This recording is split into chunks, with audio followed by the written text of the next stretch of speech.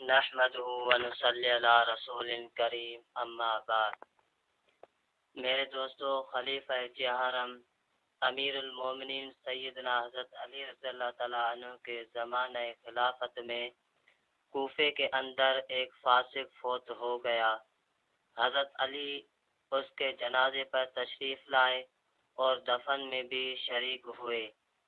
دفنانے کے بعد اس کی ماں روتی ہوئی آئی اور حضرت علی رضی اللہ تعالیٰ عنہ کا دامن پکڑ کر کہنے لگی کہ میں نے اپنے بیٹے کی صورت نہیں دیکھی، مجھے صورت دکھلا دیجیے۔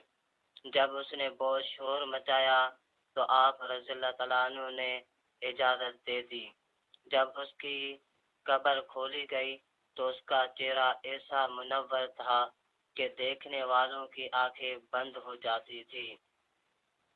حضرت علی رضی اللہ تعالیٰ عنہ حیران ہو گئے اور لوگوں سے اس کا حال دریافت کیا تو کسی نے بھی برائی کے سوا اس کی اچھائی نہ بتائی۔ رات کے وقت حضرت علی رضی اللہ تعالیٰ عنہ کو حضور صلی اللہ علیہ وسلم کی خواب میں زیارت نصیب ہوئی تو یہ بھی دیکھ کر اور بھی حیران ہو گئے کہ وہ فاسق بھی نبی الرحمت کی خدمت اقدس میں موجود ہے۔